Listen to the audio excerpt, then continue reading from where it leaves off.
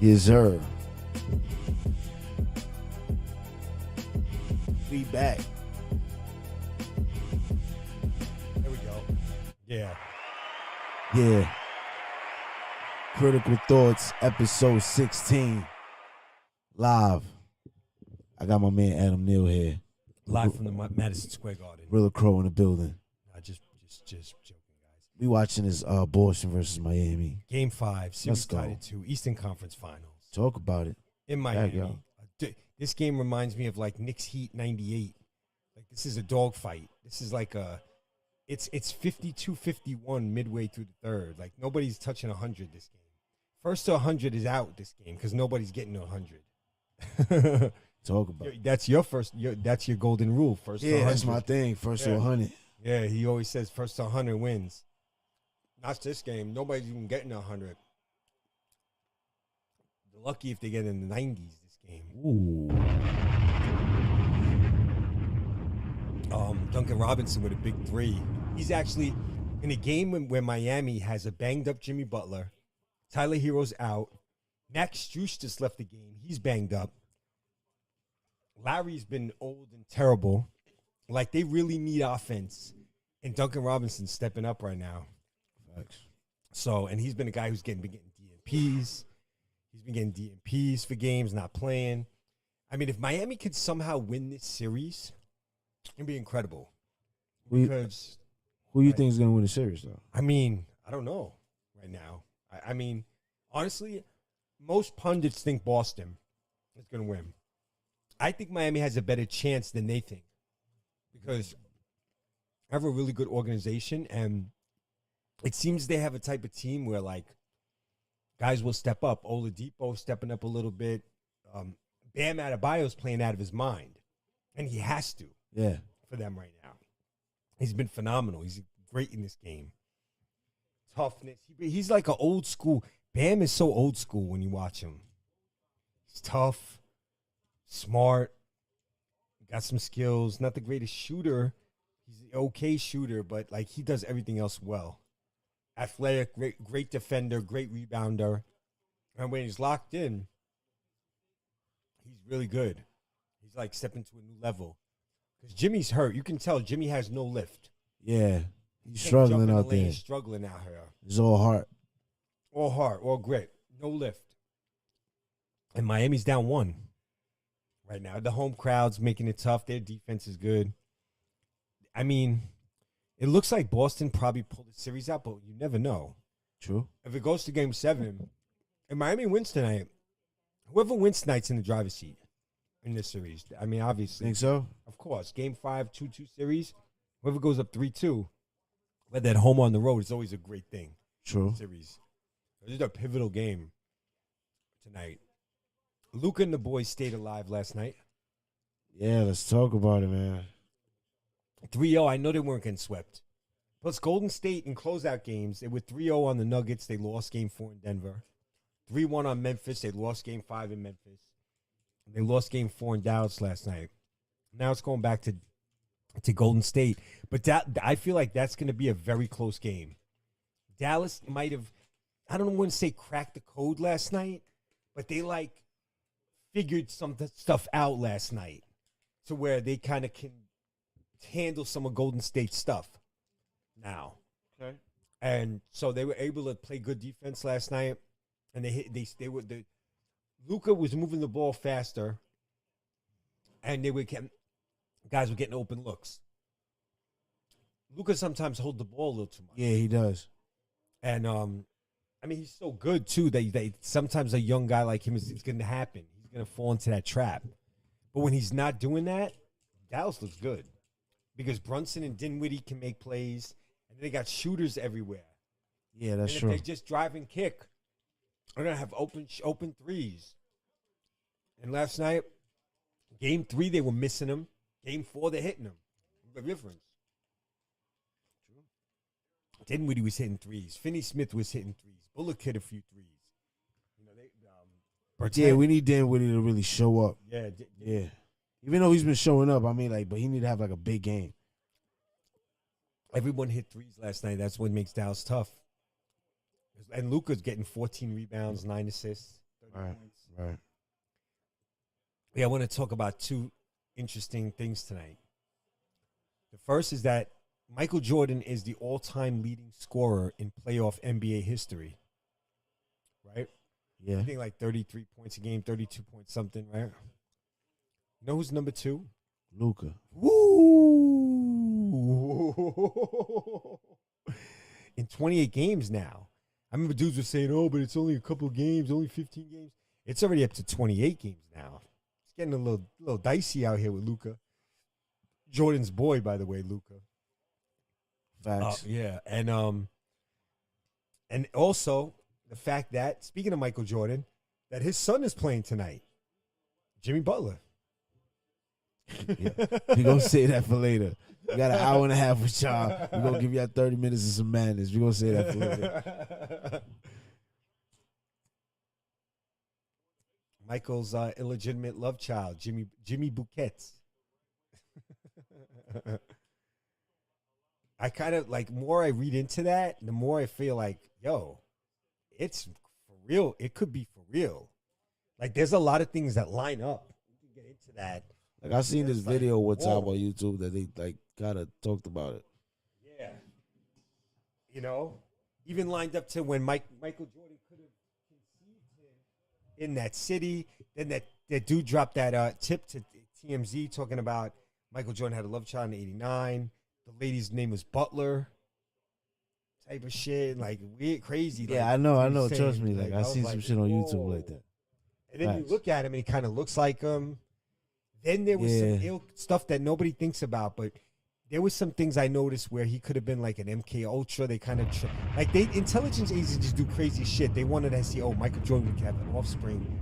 Nobody knows who he is, and have him be a player. And like, because this dude, it was weird how he was recruited out of high school. It was weird about what his college coach, to some of the things he said. I like that background. It was weird, like some things Buzz Williams said in regards to how he coached him at Marquette. It's very interesting stuff. Michael Jordan was number 3 pick of the Bulls. Jimmy Butler was number 30th pick of the Bulls. Ooh. You know what I'm saying? And they didn't even mention that. I thought of that in these videos. I realized that. You know what I'm saying? Like, it's some weird, like, going on with that. Jesus. You know? Yeah. I mean, like, nobody knows who Jimmy Butler's father. If you Google Jimmy Butler's father, Michael Jordan pops up. Go ahead. Go and try it. You will see nothing but Michael Jordan talks and video and the shit. Nobody else.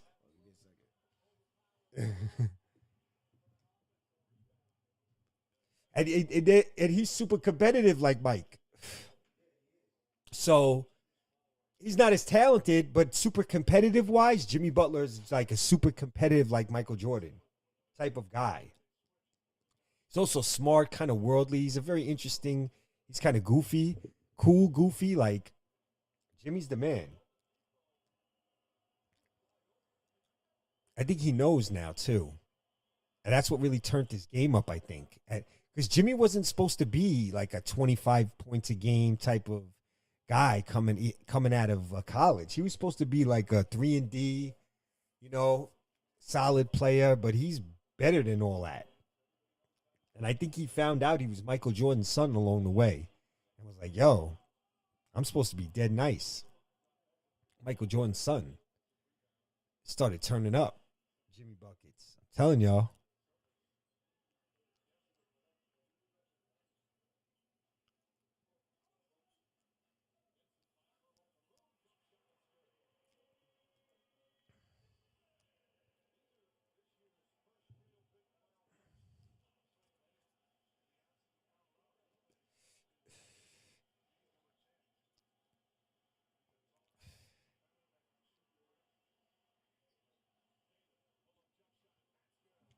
Jason Tatum with a pull-up. Boston's up 6 now. Miami better watch out. This is getting into that area where Boston can all of a sudden be up by 10 and Miami could be in trouble. Sucks for Butler. Butler's playing like a trying to run dribble handoffs and shit. That's how banged up he is. He's got no burst. He's trying to set Gabe Vincent though with a nice between the legs step back jumper down by 4. They didn't need these guys like Gabe Vincent, Oladipo, Duncan Robinson. They're gonna have to. Right now they're playing so small. Miami. They got PJ Tucker at center. Look at that. You see that? Yeah. They're playing like old Houston, how they used to play with PJ at center. Oladipo in the open court. Butler back to Oladipo for the jam. Good oh, move. and Oh, he Oladipo got missed it. fouled and missed it. Two guys broken down guys right now. Oladipo's don't have the hops he used to have yet. I think next year Oladipo will look really good. He's finally had a stretch right now where he's actually healthy and playing. You know what I mean? I think next year, if he stays healthy, I think Oladipo will have like a breakout season. Because, it takes a while off these knee injuries and leg injuries to get full muscle back and everything you used to do. You don't get it back the first 30, 40 games you come back. And, he was out for a while, Oladipo. So, he's starting to just get those legs back. Because you build your legs up and build them and build them. That's a fact, yeah. And then when you sit out and you're hurt, they go down to 0. You got to build them back up, especially if you're out for a while like he was. Look, since 2018-19, they just showed a graphic. He missed 200 games or something like that. It's a lot. And he just missed a free throw. But it's all right. He's got 3 points, 5 rebounds in 12 minutes. Okay. Boston, Brown, Tatum. It's been the Brown and Tatum show. And Derek White tonight's been great for Boston. Jaylen Brown misses a 3-rebound Vincent.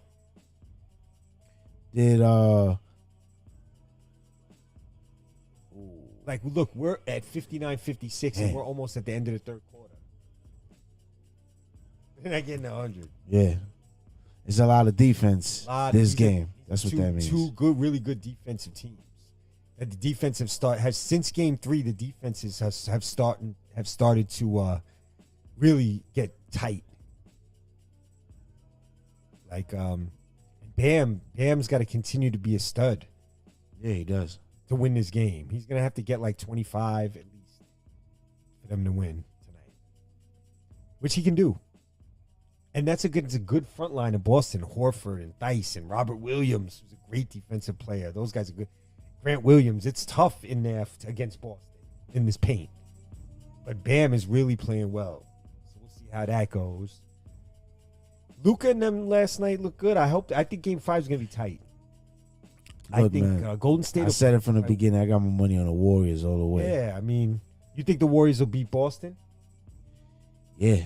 Ooh, that's a good series, though. Yeah, that's a very good series. I was actually talking to my boy about that. I'm like, from this Miami and Boston, I really want Boston to go. Just to play Golden State. Just to play Golden State because I feel like it'll be a better fit. Me too. Because it's heavy on defense, so we got to see what Curry, you can't just run around and do the crazy shit that you do. You know what I'm saying? Because you're going to have a lot of boys with a lot of, wingspan. They got but height Boston's and they own longer than Miami. Yeah, that's what I mean. Yeah. Overall, I think faster and longer. And they probably more athletic than Miami overall. That's why it's a better series with Golden State. And Boston always plays Golden State well. Even back in 2016 when Isaiah Thomas was on the Boston and they played the Golden State champion teams, Boston used to beat them sometimes. Boston plays them tough. Brown and Tatum are a problem from Golden State. They struggle guarding. The only guy really built to guard them is Wiggins. The rest of the guys on that team were struggling guarding those two guys. Draymond too? A little bit, but they could take him outside. That's the whole thing. True. Tatum could take Draymond outside, and he's got an advantage on Green outside. Inside, Green holds it down, and Green's solid on the perimeter, but Gary Payton Jr. is not playing, right? He's injured, right? He may come back, I'm hearing, for the finals. Because he'll be clutch for that. Yeah, that would be big. Last night they put in Bielitsa, the European guy, when they were getting blown out. Yeah. He was amazing. He almost brought them back. They got down to 7. So a 6-point game from down 29. So Golden State, they were down 29 last night. They cut it to 7 or 6. That's interesting. Yeah, and mostly with Curry on the bench. They made a run with Bielitsa, Damian Lee, Poole, and 2 other guys. Not even Clay, Otto Porter. They had out there, and maybe Draymond or somebody like that with that unit. And they made a nice run. That's dope. But Dope. hockey's still been rolling. Right. Hockey is fucking. Tell me amazing about right it, now. because like the last podcast we was here, we was talking about hockey. So now we're in the second round. Stanley Cup. Tampa Bay, Stanley my Cup team- playoffs. My team Tampa Bay, who I've been talking about, Right. they swept Florida. So they're the only team so far to advance to the conference finals. They're going to play the winner of the Rangers Hurricanes, which is tied at 2 right now, 2-2 in that series. And it's been a homer series, 2 home for Carolina, then 2 home for the Rangers. Carolina in this playoffs, they're 6-0 at home and 0-5 on the road. I happen to think the Rangers are going to pull that series out. Carolina, you said, right? Yeah, Carolina's 6-0 at home and 0-5 on the road. So they're a lopsided team. And Are they playing at home or are they they playing have away home the ice next advantage. They have home ice advantage. They have game 5 at home. Rangers game Shit. 6 at home. But I do think the Rangers. I'm very confident the Rangers are going to win that series. They're going to pull that game out in game because they look like the better team in Carolina. In all 4 games, I would say like the Rangers look a little bit better than them. So they have a good chance to win even a game 7 in Carolina. I think they'll pull it out somehow. Hockey's like that. I think the Rangers they're going to win that series. I think. I mean, if I'm wrong, I'm wrong. But I'm believing in the Rangers. Right? I'm not even a Ranger fan. I'm an Islander fan. Yeah. But I don't like the Rangers. But I kind of like this Ranger team, and I don't care for Carolina. So it's like fuck it. I'm gonna rock with the Rangers. Right. You know what I'm saying? But against Tampa Bay, it's a different story. I'm rolling with the Thing. I'm rolling with the Lightning, bro. That's my squad. I fuck with the Lightning. They really play really good hockey. They're like a little bit like Golden State-ish. Yeah. Kind of. You know what I mean? I would say actually more like, I don't think Golden State's, they're like, I don't know, one of those type of teams, like maybe the Spurs, that type of a team almost. Like they're a good hockey club. And their goaltender, that's another thing, their goaltender's really, really good. That's what also makes them good. They have a great goalie, and they got guys that can play, score, defense, everything. So that it could be. It looks like Carolina, Tampa, or Rangers, Tampa in the East Final, and then in the West, right now you got Colorado up 3-1 over the Blues, the 1 seed Colorado. They're looking like they're up 3-0 tonight. So it looks like the Avalanche are going to the West Finals, the 1 seed in the West, the Colorado Avalanche, the 1 seed, looking good in the playoffs, very good actually. I think after tonight they'll be 8-1 in the playoffs. They swept and then they win 4-1 over the Blues, so they look very good. Going up against the winner of my series, Edmonton and Calgary. The series I've been talking about. It's 3-1 Edmonton now. Okay. After 2 good games, Edmonton won at home 5-3 and 5-4 or 5-3 and 4-3. They won at home, and Edmonton is the 2 superstars I've been talking about, McDavid and Draisaitl. They are going nuts. Okay. In its playoffs so far. McDavid is by far the scoring leader in the NHL playoffs. I actually want to check some updated stats on him. But like they were the 2 leading scorers in the playoffs, and I think they still are. Evander Kane is also scoring goals for them. Like Edmonton looks tough. I want to see Colorado and Edmonton. Fuck it, Calgary. They're also really good, balanced team. But like, you know what? Edmonton is hot. Their superstars are hot. I want to see them play Colorado. That's a series. The 1 seed Colorado against the 3 seed Edmonton, but Edmonton got some star power. That series is going to be a showdown. Okay. Avalanche, Edmonton Oilers. Let's get it going in the West. Rangers, hopefully Lightning in the East. And then honestly, Tampa versus either Edmonton or Colorado is an ill series. The Rangers too, if they can upset Tampa Bay, God bless them. I don't think they will. How many teams is left? Well, okay, so right now second round 8 teams, right? But Tampa's already in to the 4. I think Colorado's already in the 4, but after tonight, I think they look like they won that game. I'm not sure. I don't know the final.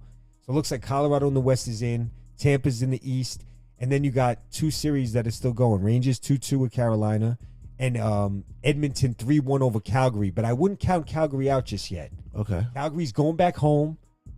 They're good, really good team. They could very well win the next game at home and go 3-2 back to Edmonton. So Calgary's he's looking shaky right now, down 3-1, but they're not out of it. Yeah. They got 2 of the last 3 at home. They're a good team. But Edmonton looks like, man, they're just Edmonton's clicking because the superstars are balling, and the role players are doing their, chipping in when with their stuff.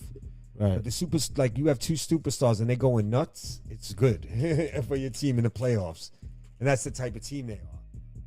Two superstars, like Calgary likes to hold, like pass the puck, and they're very good passing and moving the puck around, and just a smooth team. But Edmonton superstars are holding the puck. You can't get the puck away from McDavid. That's their Calgary's problem.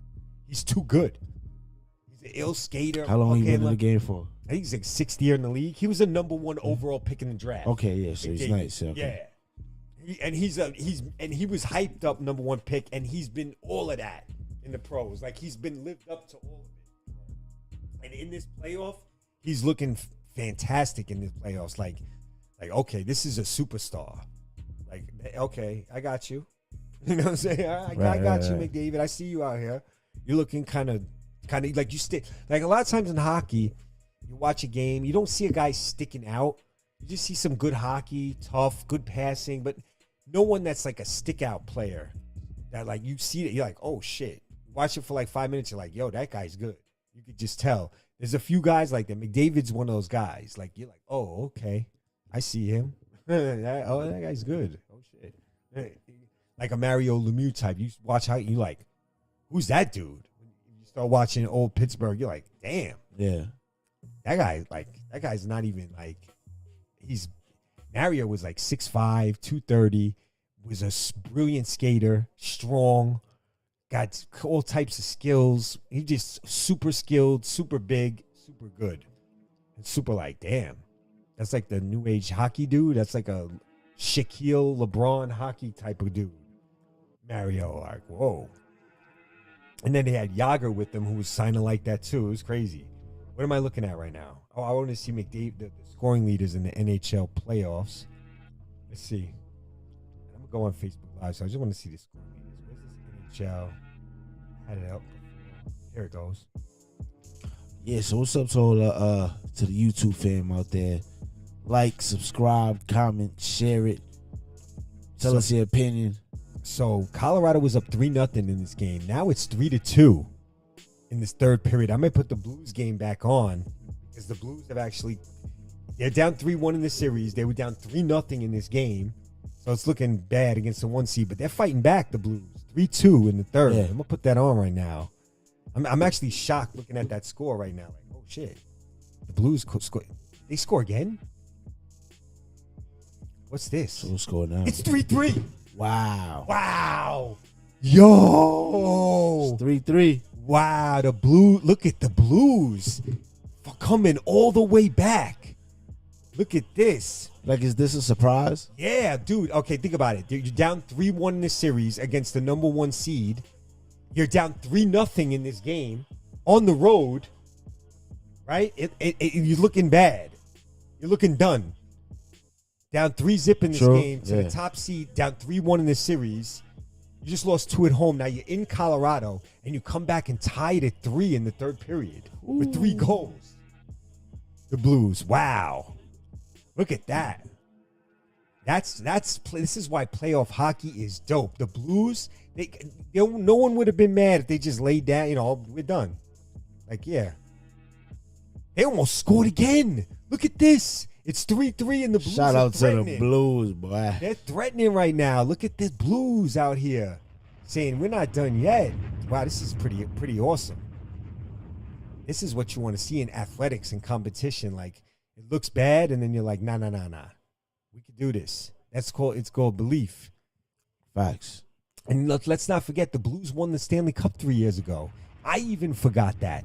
I was looking at the Stanley Cup thing, and I remember, the Blues in the last game, they were like, well, they won the Stanley Cup 3. I was like, the Blues won the Stanley Cup 3 years ago? Where the fuck was I? I don't even remember that. And I looked it up. I was like, oh, shit. Well, like, how many cups do they have? Like, 1 a year. Like, NBA champion, NHL, it's 1 cup. And I'm like, the Blues. And I was like, oh, shit. They kind of played Boston in a very good, I think it was a 7-game series, but like 2 teams that the colors of the uniforms or something, I just kind of like miss those teams. It's like they don't register to me for some reason. The Blues never registered to me. I never I don't know. I never paid. Even when Brett Hull when Brett Hull and Adam Oates were running that team, it was really good. But then since then, it's like I don't know. They're just I don't know. St. Louis just it's a kind of a weird city. Not a weird city, but I don't know. They don't something about it. I don't know. It kind of misses me. St. Louis, like, what do you do there? Like, what goes on in St. Louis? Man, I heard there's a lot of bad bitches in St. Louis. I ain't gonna lie to you. Yeah, they got the Arch. Yeah. Okay. Yeah. The Arch, right? And I know a couple cool people from St. Louis. Anyways, it's 3-3 with 2 minutes left. Colorado rushing up now. With this guy skating his ass off. Oh my God! Wow! Wow, it's 4-3. Wow, the Avalanche just scored. Did you see the rush by that dude, whoever that was? That was insane. That was a stick out, and they're throwing hats. He must have scored his 3rd goal of the game, McKinnon. That's Norman McKinnon. I heard of him.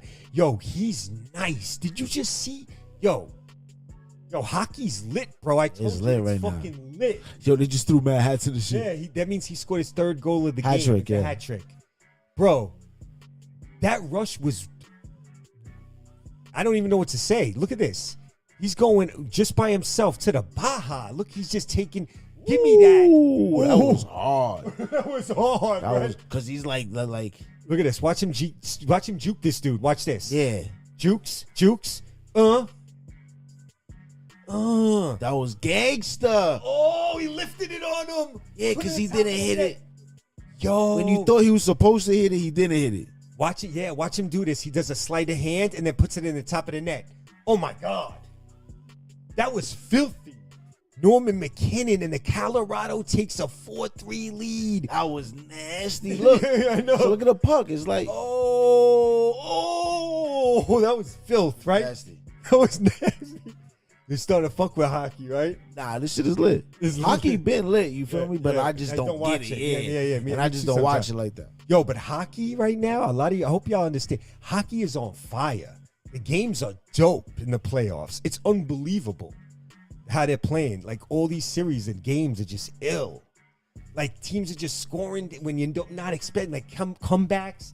You've never seen this in hockey before, like 3-goal comebacks all the time in these playoffs. Like, teams down 3 goals, now they come back and tie the game. I'm like, holy shit, it's lit out here. 2 goals down, they come back. And I'm like, damn, yo, hockey's different. I'm used to like the boring 2-1 games a lot. Like, that shit ain't happening no more. Hockey is fucking wilding. And they're scoring a lot of goals, and like, they'll have like a hot period where they'll score 5 goals between the 2 teams. It's like, oh shit, this was lit. I'm happy to catch these periods. Like, this is good. Like, the first 2 periods, 3-0, whatever. Now they just shit got hot in the 3rd period, and now the Blues are in trouble. But McKinnon, yeah, he's an all-star too. This guy, dude took the from the puck back by near his own goalie and just skated through their whole team and juked the goalie and scored. Yeah. It was ill. Like, he literally, like, he skated like through like 3-4 guys and just beep beep beep. Boom. Facts. Top side over the goalie's shoulder, lifted it over him. That was hard. Nuts. Wow, that was hard. Damn. Colorado's no joke. That's what I'm saying. Colorado versus Edmonton in the West. Oh my God. Yo. That's a series. I wanted to ask you because I think from the last podcast, it was like last week, I think, right? Yep. Yo, Charlo. Oh, yeah, we talked about Charlo. We talked about Charlo, right? Yeah, Charlo was great. Coming up, Tank. Oh, and Rolly. Oh, my God. I really want Rolly to win. Just because he's like, there was so many people. Now, see, the situation is strange, I feel like. The vibe I'm getting is that a lot of Tank's fanboys, over the last few years are kind of in a weird spot because supposedly, and he just said it too, this is his last fight with Mayweather Promotions. So, like, I feel like a lot of Tank's fanboys are, like, deserting him right now because he's leaving their cult hero, Floyd. So, like, the vibe for this fight is weird. There's not so many Tank fiends. I hear people saying that Rolly is going to win this fight. It's a very interesting thing going on.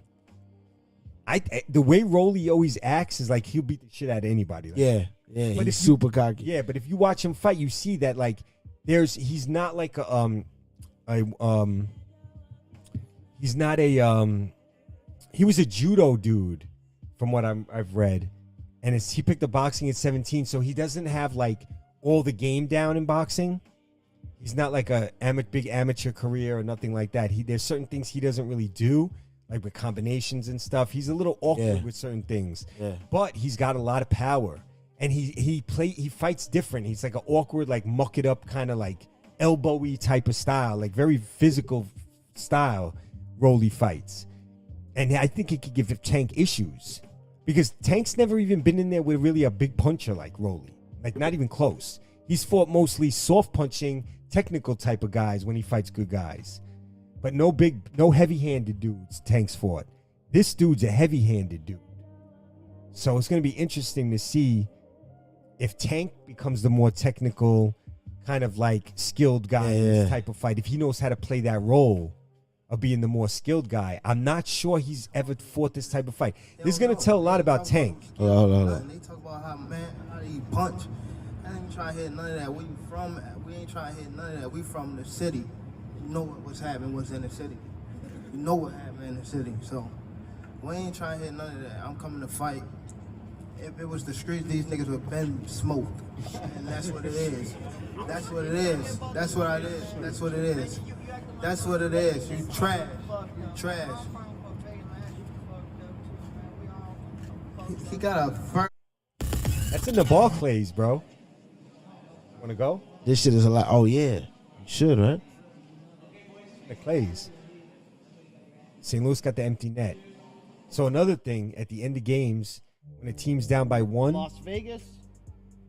With like less than 2 minutes left, they pull the goalie out for a 6th player. Oh, okay. That's what St. Louis did right now. So then now they got 6-on-5 with no goalie. That's another wrinkle in hockey. Happens late in games. 6-on-5, no That's goalies. kind of dope. It's risky. It works sometimes, but a lot of times the team scores an empty net and the game's over. But you got to go for it with a minute left. You might as well bring a 6th offensive guy out there. Some teams who know how to control the puck, I've seen do well with that. Pittsburgh has in the past been good with that. I've seen them tie games like that. You know, a few teams, you see it happen sometimes. You see a lot of empty net goals too, though, more. Because, you know, you might as well go for it at the end, minute left. These teams are getting ballsy, though. They're starting to pull the goalie with like 3 minutes left. I see that a lot. Like, they're doing it with more and more time on the clock. It seems like something that these teams practice a lot. The 6-on-5, no goalie. So, you know, end of the game situations, down a goal. Rolly's hilarious, bro. He sold the shit out of this fight. I'm gonna watch this fight because of Rolly. Exception of them, I might be the pay-per-view fighter with the least amount of fights, you know. But I mean, you guys gonna see the semifinal? I'm gonna knock this dwarf the fuck out. Oh. That's how it is. You hear that? He was talking crazy. I'm gonna knock you the fuck out. Hey, bro. Flatline. You know how it is. You know how it is. He's talking crazy. What the fuck am I scared of? You literally, man. Rolly's crazy, bro. He's an ill cat. He's a nut. Dwarf, man. I'm telling you, man. I can't even mess with your fucking head. I can't even mess with your fucking head. It's so fucking big, like this fucking big. And your fucking little T-Rex arms, man. My dick's longer than your fucking arms. Oh, Rolly's. Yeah. I'm gonna knock this chump the fuck out like that. Yo, but he's coming in with the right mindset, though. To be a guy like Tank. Yeah. He said, I'm knocking this chump. He got to, like, his ego got to be all the way up. He's turned up, Rolly. He's turned up. That's a fact. Yeah. Rolly sold the shit out of this Tank fight. I can't front. What a fantastic job he's done with this promotion. The Blues! Oh, my God, they almost tied it just now. This game's on fire right now. The Blues just almost tied this bitch. This is a fucking hockey out here, bro. Here we go. The Blues got the puck. Here comes a shot. Keep it in. Skills, keeping it in. Got to keep it in the zone. Yeah. Everybody got to come out. Oh, good pass. Did you see that pass, bro? See that? Here comes your boy. Oh, they get working it. Oh, he's on the. They scored! Wow. They scored! The Blues tied it up with empty net with 4-4 with 56 seconds to go. Wow. Oh, what a game out here. Yo. 4-4. Oh. Yo. Yo, some of the passes in this sequence were amazing. That pass right there was tremendous. Here comes another one. Bang. Fake it. Here's another one right there. Boom. Boom.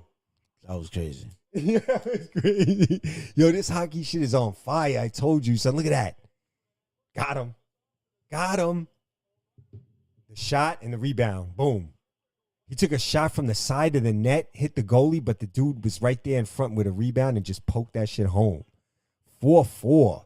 This is clutch city hockey out here tonight. These teams are clutch. Seeing clutch goal after clutch goal. Woo! What a third period. It is crazy. What a third period in Colorado. Sheesh. Third with 56 seconds to go. Yeah. 4-4. Shh. Wow, the Blues. The Blues going down hard tonight. If they go, down 3-1, Colorado can win the series at home. They're up 3-0 in the second period. It's not looking good for the Blues. They're on that backup goaltender, by the way. The other one got hurt. So it's looking like, damn, they're done. There's no siree. 3 goals to tie to 3. Then Colorado scores a sick goal to go up 4-3 with under 3 minutes left, and the Blues tie it with the empty net with a 6-on-5 with no goalie with under a minute to go, 4-4. This is what I'm talking about with the NHL playoffs. This is the type of shit that's been going on, bro. That's why I've been telling you the hockey playoffs are bananas right now. It's been lit, yeah. Like y'all out there, man, this hockey playoffs, you got to watch this shit, man. This shit is ill. And like I've been saying, the 2-line pass, they open the game up. There's a lot of, the passing is crispy a lot of times. No 2-line pass, they can pass further up the ice. Yeah, like this game right now is lit. Yeah, they have, look at the Blues. Ooh. Still 40 seconds left. And 2-line passes now, they make more longer passes up the ice. They take more risks on offense. They've allowed the game to become offensive with that, and it's benefiting fans like me. Because I'd rather watch 5-4 hockey than 2-1 hockey. That's just how I am. Like 2-1, I probably won't watch. 5-4? Does that mean it's going to be 5-4? I might fuck with it. Yeah. You know what I'm saying? Like, you want to see something. 5-4, I'll fuck with it. 2-1, I probably won't fuck with it. That's just, I'm like that with baseball, too. If I know it could be a 7-5, 8-6 game, I'll watch. 2-1, unless I really like the pitcher, I might not watch. But if I really like the pitcher, I'll watch. Some pitchers I like watching. They're really good in baseball. I just watch them pitch. I don't mind. Their sequencing is dope. So we're going overtime here. Blues and the fucking Avalanche at 4. And now we're going back to the Jimmy Buckets primo event. Right. Probably the fourth quarter. Miami, Boston, game 5. Here we go. Derek White with the ball. Boston's up 17. They blew the game open. Wow. I'm not surprised, though. Miami's Jimmy Butler's hurt, man. And they're shorthanded. Struce is out. Hero's out. Look at this. Then Derek White has been going crazy for Boston in this game. 14 points. It seems like more. He's 6 for 7. A lot of key buckets. Derek White. Derek White's been great. And the defense is insane. Look at this. Look at Duncan Robinson fighting for get a shot off. And gets one. Duncan Robinson for 3. 87-71. That was a good shot. But see, Miami's so short-handed right now. They're probably going to lose in 6. Like, you're going to probably get your wish Golden State, Boston. Didn't I say that before and when you were calling that dude? And y'all were talking Phoenix. Remember I said Golden State? Jaylen Brown just dunked on somebody. Jaylen Brown just tweaked out. Jaylen Brown just tweaked? I missed that. And I seen that he dunked on somebody, though. It looked like. That was crazy. Alonzo Mourning seen him with the salt face with Pat Riley they just showed. Here comes Duncan Robinson. Back to Duncan. He's going to shoot that tray bomb.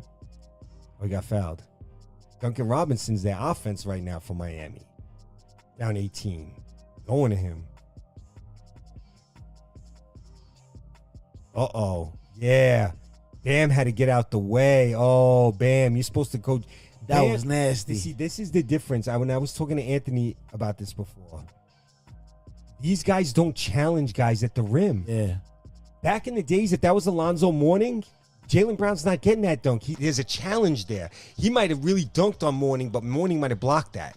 These guys, because they used to challenge everything. Basketball's changed so much. These big guys don't challenge guys at the rim. Everyone doesn't want to get dunked on. Oh, I might get dunked on. I might get posterized. These dudes back in the days did not give a shit about getting posterized.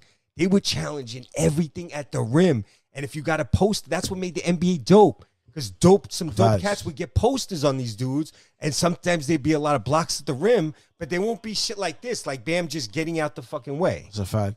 You know what I'm saying? Like, Zoe Morning's like, I'm getting dunked on or I'm punching your shit. So something's gonna give.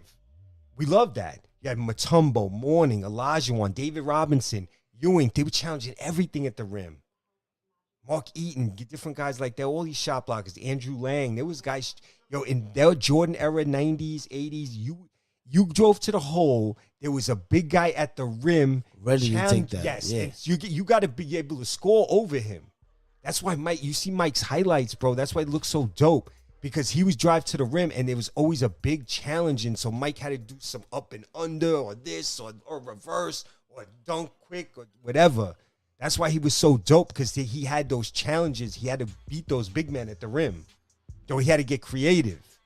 Yeah. You know what I'm saying? And that's what made him spectacular. Yeah, that's creativity from the big men at the rim that he had to maneuver around. And that's what made amazing fucking iconic. And at highlights. that time, like, they were really big men. Yeah, and the game was centered around bigs. If you had a really good big, that's who you were playing through.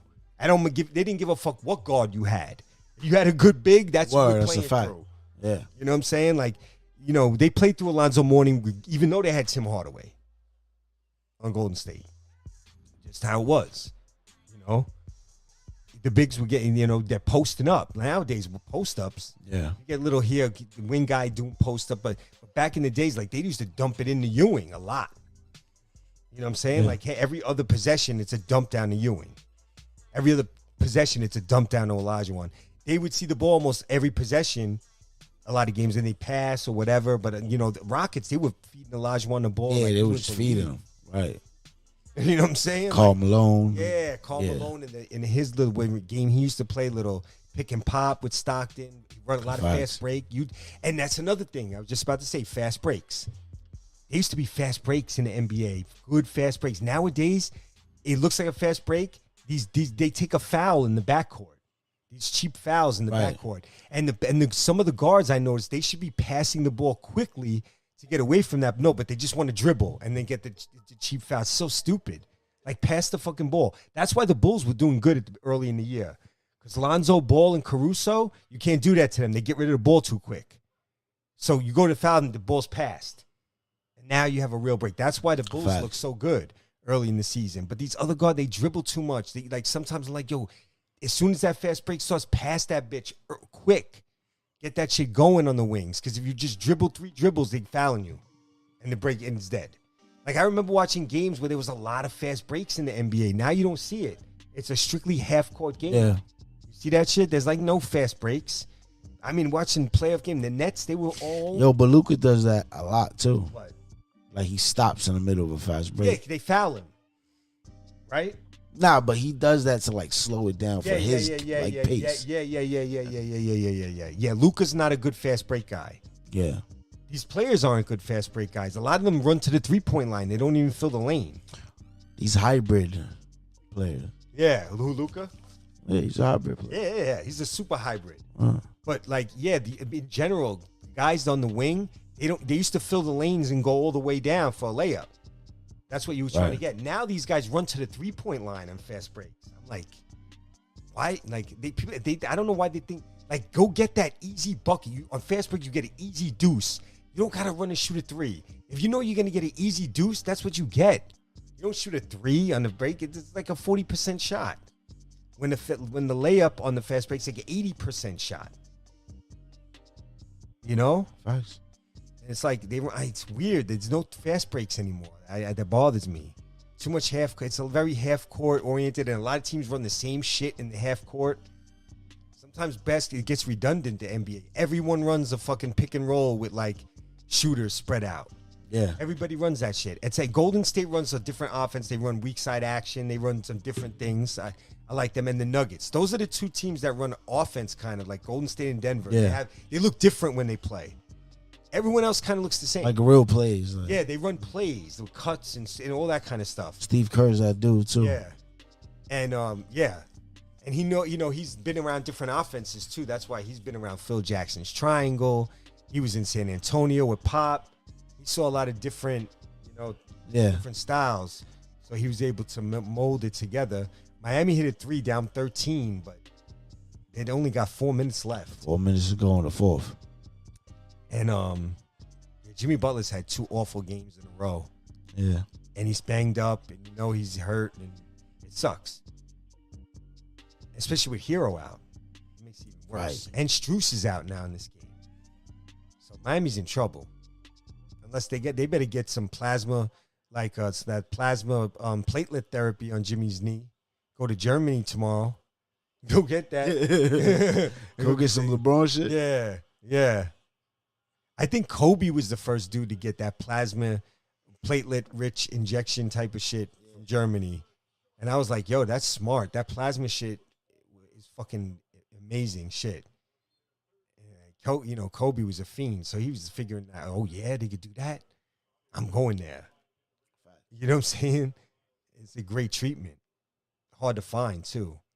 But, yeah, that's what he needs probably for this type of injury, like plasma. If he had time, we don't have time, though. There's every other night. You can't do it. But, Miami's in trouble. We were talking about how P.J. Tucker looks washed up before me and Ant watching the game. He looks washed. Oh, yeah. Like, people talking about his defense. He's washed. Boston misses another shot. Miami's still here, down 13. Gabe Vincent again for 3. No good. That was a brick. All right, so, yeah, it's 89-76. It looks like Boston had a little outburst of offense. They still might not make 100, though. 89 with 3 minutes left. Yeah. But they'll get in the 90s. But Miami, 76 points. Putrid offense. They're not getting to 90, Miami. Miami's in the 80s in this game.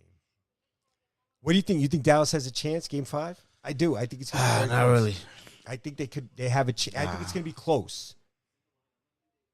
I think in Game 4, they cracked the code a little bit. I'm telling you. They started to figure this whole, now they know the tendencies of Golden State. Y'all feel like the Warriors, they're on a mission. Yeah, and they're more talented than Dallas. So they'll probably win the series, but I think it's going to be a close game. Because Dallas is gritty, man. They're a gritty bunch, the Mavericks. There's no quit in that team at all. You're going to have to beat them down to beat them because they're not going to just roll. Right. They're not quitting at all. I've seen teams kind of that ain't happening with the Mavs. They're bringing it. They're a hungry bunch, the Mavs. Yeah, sure. I respect that team. Jason Kidd is done a phenomenal. He's dope. He's proved himself. Yeah. Especially this year. Yeah, Jason Kidd looks like and I always knew. I'm a big Jason Kidd fan, Nets fan.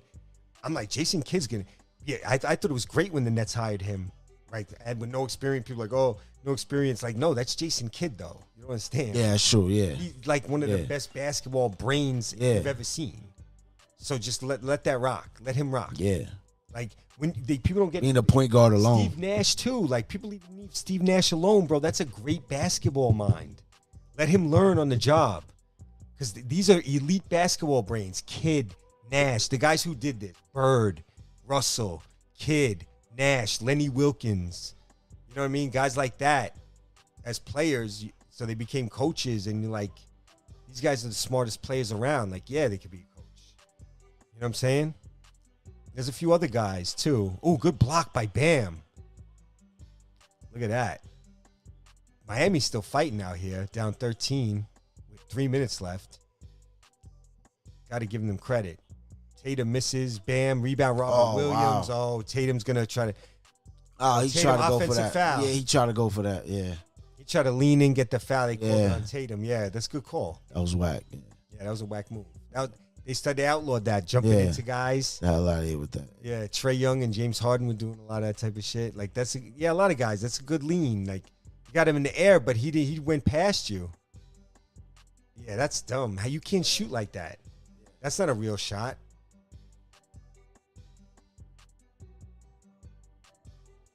A new one. Grab that, and grab one and grab me a cup. I'll sip out. You want to drink out of the thing, and I'll just pour a cup. Grab a brand new one. The water on the door, in the fridge. You see it? And just grab yeah. There you go. Yeah, pour me a cup. And you just take the bottle. Yeah?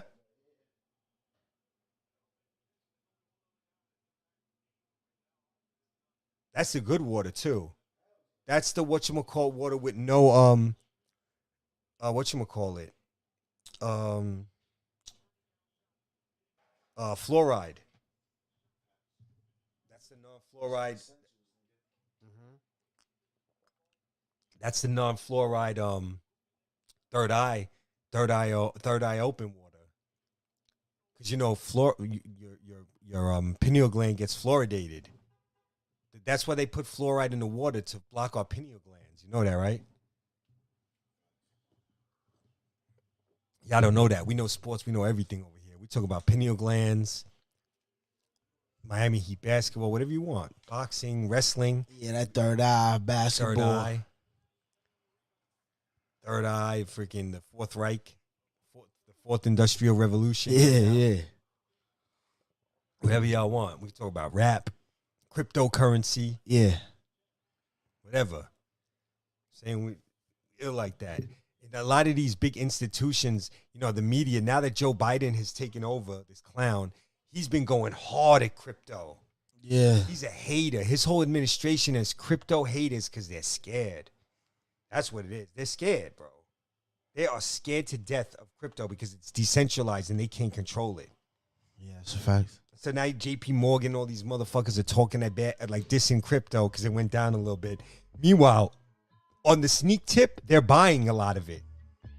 Bashing it and buying it. Like true scumbags. And a lot of people are like, oh, great, no, the crypto's going to go down. I'm like, to me, you're so corny.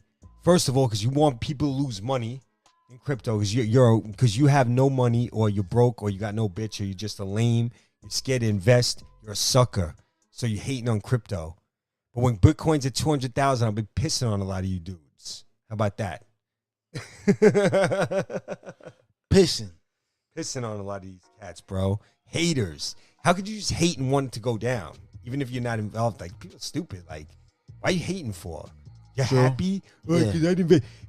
Bro, you don't even. These dudes that saying like, oh, it's not backed by anything. Like you dummy. The Federal Reserve notes in your pocket in your bank account are not backed by anything. Right. So what the fuck are you talking about right now? These people are stupid, yo. I'm like, and you're really saying this? I'm like, what? You're just a hater. Yeah, That just means you're just a hater. That's it. 'Cause you don't even know what you're talking about. You're happy people losing money. You're a hater. Just say, I told you so. You told nobody nothing, bro. Because when it goes back up, can I slap you? Please? Can I slap you now when it goes back up? Because the institutions bought it, so it's going to go up. But a lot of y'all don't know that information. Because that's not information for everybody. But the big institutions have been buying Bitcoin and other cryptos and putting it in their portfolio. So obviously, they don't want to lose money. And Warren Buffett's a geek. Who gives a fuck about anything he says? You think Warren Buffett's out here giving y'all good investment advice? He don't want y'all to make money. People who listen to these rich dudes who made money and think that they want you to make money, you're bugging. They don't. Word. They don't. That's why I don't listen to them. Warren Buffett's lying to you. He has crypto. I bet anybody at 100 grand that he has crypto. And we could probably figure out and prove it and get him to admit it. He's got crypto. These dudes got crypto and they're hating on it. On some real snake shit to fuck up the market. So people will sell, and they could buy all that shit. That's what they're doing. Yeah. Want people to sell so they can buy cheap again and buy all this shit up. Especially Bitcoin. Because Bitcoin algorithm makes it that it's later on when the mining is done, it's going to shoot through the roof. So if you got Bitcoin, don't sell that shit. You dumb motherfucker. Word. Hold that shit. That shit is going up. Yo, the fact alone that they let it rock is because like they know what's going on with that shit. Mm-hmm. They want it to be worth big money later on. As well as they use it to introduce blockchain technology to us. That's another reason they brought it out. Because they want to move everything to the blockchain. That's why they brought out crypto. And they're going to probably try to sneak in that digital dollar bullshit in as blockchain technology and the digital and the thing about this money that's going to come, this digital dollar they're going to try to push, is that they can control it. So say all you have is digital currency, that's the new currency, and you have that, they can actually control what you buy with that. You can't just go buy anything you want. A lot of y'all not going to be surprised when you'll find out about this shit. You can't just go buy what you want. They're going to have it in an algorithm where you can only buy a certain amount of this with this type of money. Like they can control, it's digital. They can control how it's used, this, that, and the third. It's like fucking tyranny money. Yeah. A lot of people don't know that. Don't fuck with this digital dollar. It's tyranny money. Because it's not like your money in your bank right now. You could just go buy whatever the fuck you want with that money. Pretty much. Don't have to be a good person. You could just buy whatever you want. The digital shit, you're not going to be able to do that.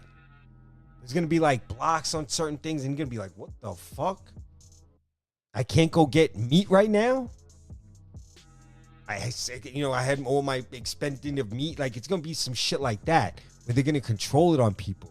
A lot of people don't see, like, and you know, it's funny. I saw this guy, Michael Millman, today. I know. And we talk about a lot of stuff. Smart cat. And I was the one who was telling him all these conspiracy theories like 7-8 years ago when I met him. And he was like, yo, he's the type of cat that listened because he fucked with me. And he came in my job. He knew people that I work with. And like, he fucked with me. But he would say like, he don't believe me. He was like, I'll listen to this guy, Adam. But I don't believe what he says. I don't believe in what he says, but I'm listening. Now he see me, he's talking to me, and he's like, yo, I forgot who I'm talking to. Like, you know all this shit. He's like, yo, a lot of this shit you said I thought you were crazy is happening right now. He just told me this today. He's like, yo, I was thinking about you the other day when you said this thing, and I was like, what? I was like, this guy's a major conspiracy theorist. This guy, Michael Mann, was thinking. And he's like, yo, I see this stuff happening now. He's like, yo, you said this was going to happen like years ago. And yeah, he's like, do you get that a lot? Like, do people be like, yo, you were talking about this way early? And sometimes I do, like, some people hit me in the back inbox, like, yo, you were talking about this shit. And, I don't want to post and talk about it, but like, I've gotten messages like this, but like, yo, I like what you say, talking about. Yeah. Get into it with me in the private message box. They don't want to put it out there on the, right. Especially during COVID, I got a lot of messages like that because I was talking that shit during COVID. Yeah, like there's certain people I don't think you never really that saw I talk my posts. to or like really like give my opinion on certain shit, or like when I just go into a rant in general. Yeah. Like 5 months to a year down the line, they're gonna be like, yo, bro, you remember that shit that you was talking about? That really happened. So like the first week they sent everyone home from COVID, didn't let you work. Everyone was scared. All this. I was talking that because I knew all that shit, and I was waiting for how it was gonna come. I was always thinking one day, like, how are they gonna drop this shit? Like, I know that if they drop, like, what are they gonna do to really bring this new world order? There's got to be something that happens. And it was COVID, and as soon as they did that, I was like, oh, this is what they did. This is how they're bringing in the new world order. And I was like, what virus? There's no virus floating around, you dummies. I'm like, yo, this is like this is how they're bringing in the new world order.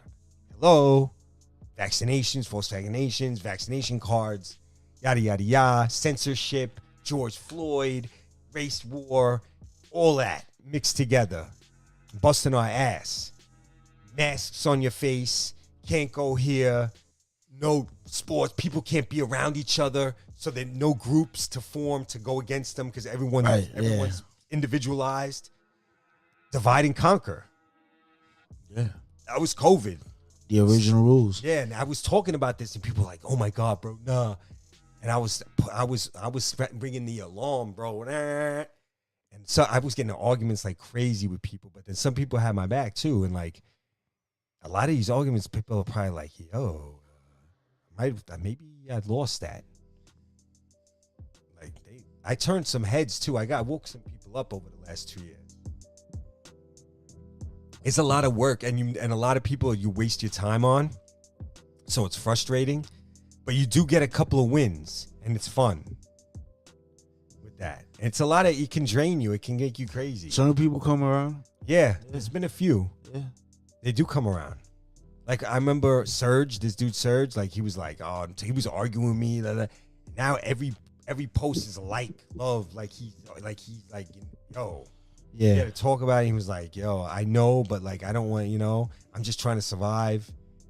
And then it's like, yo, man, people start to see, like, this dude, Michael Millman today, he was like this dude, your conspiracies are a little too much, bro. He was like, yeah, you're my guy, but like, yo, come on, bro, that's crazy. Now all of a sudden he's like, yo, you see this, that? He's like, no, telling me shit that I knew, and I was hype, like, and I was hyped because he was thinking about shit and figuring shit out. Because we were talking about certain shit, and he's starting to think like, and he's like, bro, this. I'm like I always say, they always gonna come around once they start like seeing little shit. Yeah, bro. Like mad people that voted for Joe Biden.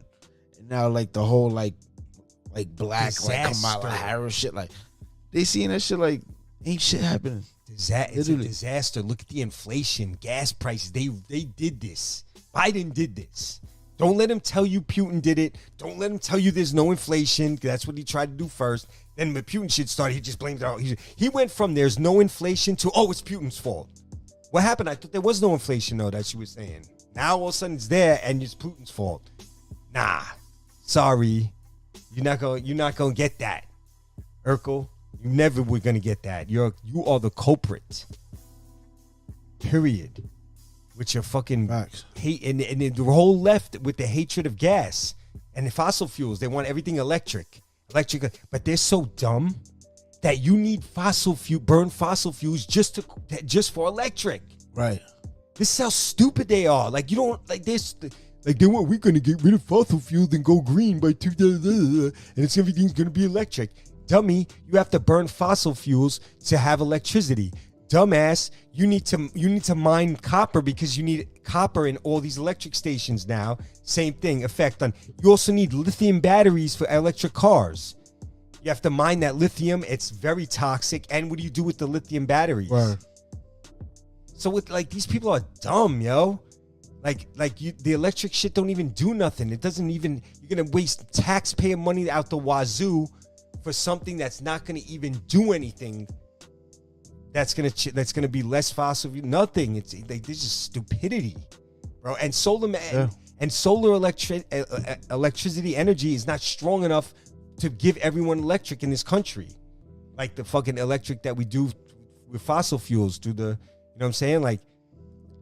The solar powered shit for the cars and the homes, it's not strong enough. People are not gonna have no fucking electric and gas. People are gonna be screwed. Yeah.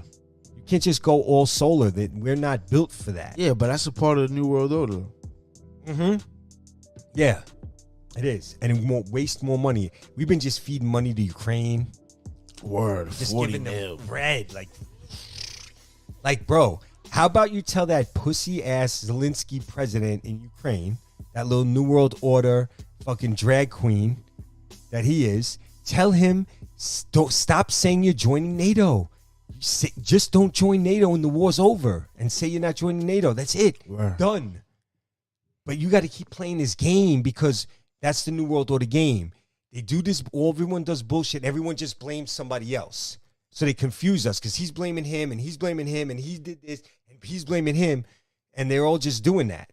They're just blaming somebody else. And then it's like we're all fucked. And they're just fucking around blaming whoever. And then he's blaming whoever. And they're all going to blame somebody, but nobody's going to take no responsibility. But we're the ones who are going to be screwed. Because these dummies are fucking us, yo. Yeah. Putin too. Shut your shit down. Nigga, you getting your ass whipped in Ukraine, from what I'm hearing. I don't know if it's true, but if you are, shut it down already. Like, what are you doing? Like, end it. You guys are jerk off too, Putin. Like, end that shit. Like, you know what I'm saying? Bivol can't even get paid for his fight against Canelo because of this shit. Man, that's foul. That's crazy, right? That's foul.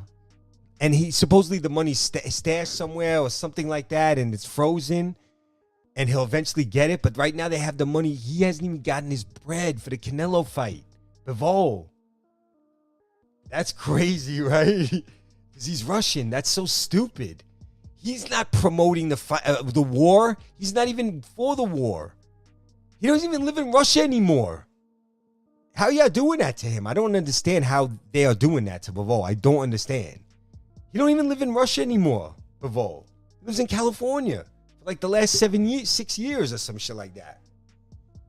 Yeah, that's fine. He has no connections to any politician or nothing like that. And they're still holding his bread. That's the most ridiculous story too right now. That's that insane. nigga Putin. It's not even Putin. But they're not supposed to do that to the citizens like that. Just because Putin invaded Ukraine. Listen, we invaded countries. Nobody froze our money. When we invaded fucking Iraq, did they freeze Kobe Bryant's bread? No. They didn't freeze LeBron James's bread when we invaded Afghanistan. You know, said, no, you know what? You got to leave Afghanistan. LeBron James ain't getting paid this season until you leave Afghanistan. There was no shit like that. Right? You know what I'm saying? It's like the same thing. Like, all right, Putin invaded Ukraine, so what's that got to do with Bivol's money? That's a bullshit excuse. They ain't got, what's that got to do with his money, though? You know what I'm saying? Pay that man. Yeah, like, what the fuck? Imagine if they did, and we did doing shit. Imagine somebody did that to Americans when they invaded somewhere. Like, nah, man. Like, nah, yo, the whole fucking Ravens team, y'all not getting paid. Word, that would be crazy. The Falcon, yo, y'all not getting paid, and you're not getting paid, and you're not getting paid. People will be losing their shit, bro.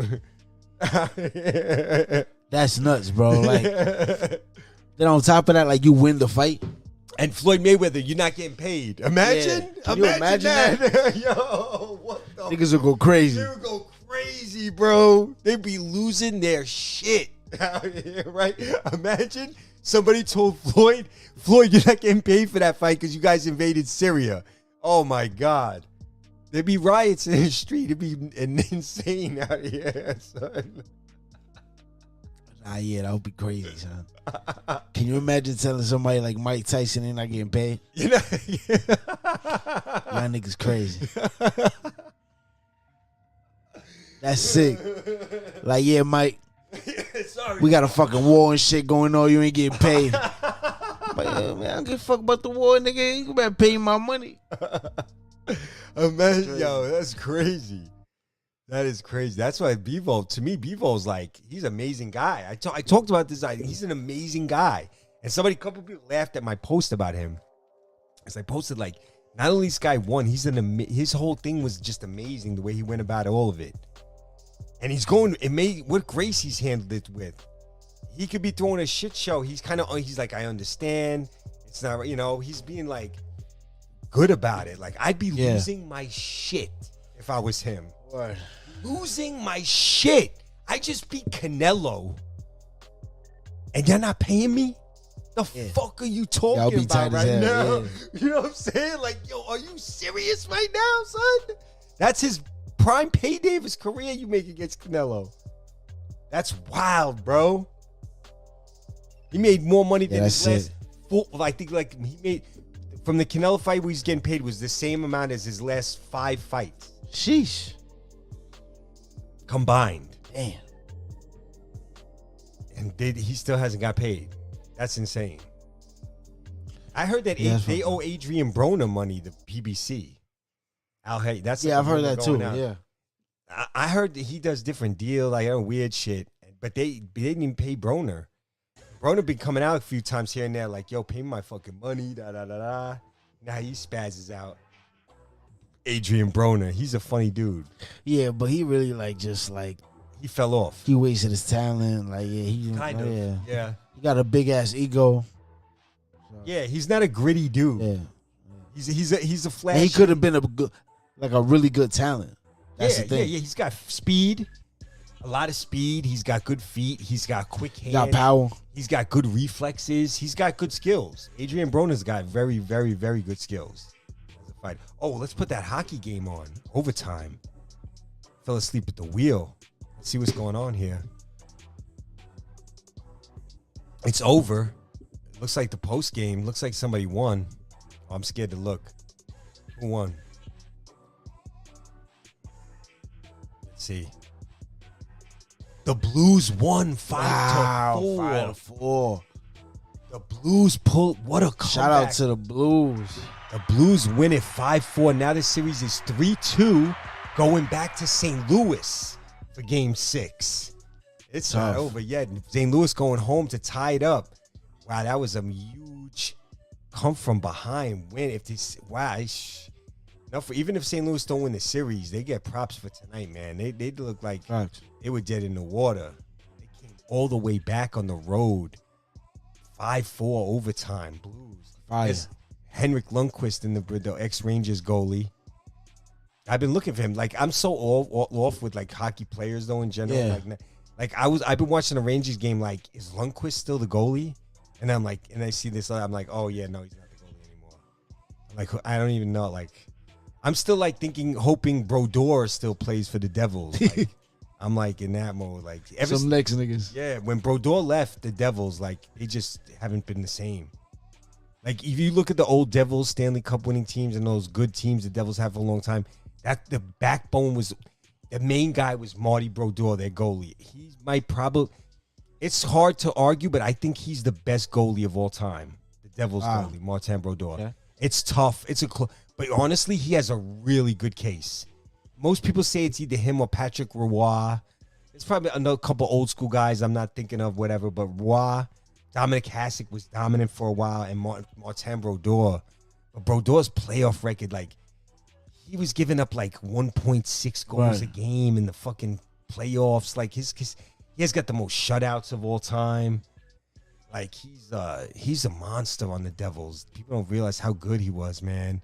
Like, there was so many big playoff games where he just shut you down, making unbelievable. Like, Brodeur was, oh my. Clutch too. Oh my God. Dogs. Damn. And the Devils were a defensive minded team. So like their game was to scratch out a few goals and just not scoring. And how many playoff games they shut teams out to one goal. Just tight defense. My dad loved it. He loved the Devils. He loved that. He's an old school. Like, he loved it. 2-1 game. That's great. He don't mind that at all. As long as the Devs win, he'll take 2-1, 1-0. He don't care. You would watch a whole defensive hockey game and love it. I'd be like, damn, that's hard. I'm like, and the Devils were a weird team because the Devils would actually control the whole game too. Like, but they were a weird team. They can control the puck, play great defense. They had guys with some skills, but they couldn't score. They would outshoot their opponents like 40-15, but win only 2-1. Because they should have been scoring. They should have been scoring big goal, but they just couldn't score. It was a weird team. They had problems and sometimes they'd lose because they just couldn't put the puck in the net. They'd have a lot of chances, but they had a good ass goalie. Yeah, and they had a lot of chances in your zone, but they couldn't score a lot of times. Like, damn, Stephane Richer. One of the most underrated players in NHL history is Claude Lemieux from the Devils. This dude was a grinder. He scored some goals. His numbers weren't big, but he played on a defensive team. But he scored pretty decent goals scoring, but he scored big goals. That was big goals, Claude Lemieux. That dude would score in big playoff games. In the playoffs, he was better than the regular season. He was just people don't realize, like, he was winning games for the Devils, like, just because he'd score a couple goals, they went 2-1. And it was always big goals with Lemieux. Third period tie game. They scored. Oh shit! It's probably Claude Lemieux. Yeah, was like he didn't score on the bullshit goals. He scored all, like, it's almost every goal he scored was a big goal. He was that type of player, man. He'd have like 20 goals in the regular season, pretty good. But in the playoffs, in like 20 games, he'd have like 10 goals. In the fucking playoffs, he was stepped up. Yeah, Claude Lemieux all the time. They didn't really have a big time player. They had a lot of good players, those old Devils teams, but no like star like Messier or nobody like that. But they won cups, which is defense and Martin Brodeur and just some rugged hockey and two good some real good defensemen. Scott Stevens might be the best defenseman I've ever seen. Also, talk about because Scott Stevens was that defense because in hockey you have your defensive defensemen that are really defensive minded. Decent skill, but they're defensive defensemen. Then you have your offensive defensemen, the Guys who skate, pass well. They're not maybe the greatest defensemen, but offensively they got skills on the back line. They're the point men on the power play. Good stick handlers, good shooters. Scott Stevens was a rugged defensive defenseman with offensive skills. That's why he was so good to me. He was a hybrid defenseman because he was good at really tough at Hybrid both. defensive. Yeah, he was good on defense and on offense. And there wasn't so many guys like that back then. You were either good offensive defenseman or a good defensive defenseman. There wasn't so many guys that were good at both. Al McGinnis was like that too. But Scott Stevens was the one, man. Between him back there and Brodeur, he wasn't getting shit on the Devils.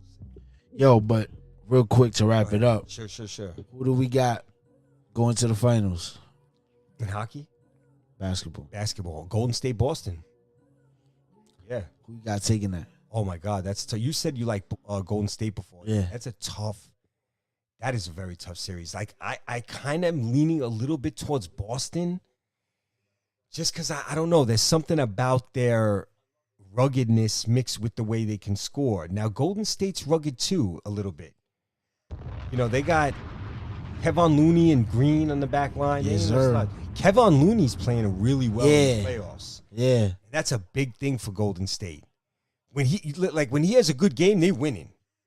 If Looney has like 14 points and 10 rebounds, you're done. Facts. You're losing. Because they're not even expecting that from him. That's extra. They win games with him getting 5 points and 5 rebounds and just setting screens and doing stuff like that and being solid. But then I'm seeing him getting 16 points now. Like, oh, my God, Looney's getting 16 points? Forget about it. So if Boston and the Warriors go to the finals. It's going 7 games. That's my prediction. 7 games. Boston? I'm not sure yet. The one thing I guarantee is 7-game series. All right. So by the next podcast, episode 17, we're going to let y'all know for sure. And I think the both teams will be, in a game or two, will be in the finals. That's going to be a tough series. You got to start breaking it down because these teams are very, good at what they do. Golden State's 3-guard attack with Poole, Curry, and Thompson is a problem. It's a problem. Because these guys can shoot, handle, and then they play in that Golden State offense where if you overplay the perimeter, they cut. Passers at the big guys can pass. Looney and Green, and these guys can pass too, so it makes it they play inside out. They play it inside out and switch. Like their guards shoot and cut, and their bigs post but pass. And then play dribble handoff. They play like a weird inside-out game that you don't see from these other teams. That's another problem with Golden State. Sure. They run shit that other teams can't And they're can't constantly run. Just moving. Running around. There's a lot of movement, and it bothers these teams defensively. Facts. Because you got to keep switching. Guys are screening it, and there's a lot of pin downs and shit like that, and you got to switch. You got to time it. If you try to cut, if you try to anticipate it, they go back door. You don't see that with a lot of teams doing that. So when you play the Warriors, that's why the first 2 games are tough for these teams. They're not used to the team playing like that. Then you play the Warriors game 1 and 2, you're down 2-0. Because you're not even used to this type of game. Teams playing like this. Yeah. It's a factor, and it makes Golden State very tough, man. Draymond Green out there could do a lot of different things. They got, Otto Porter's a solid guy on the bench.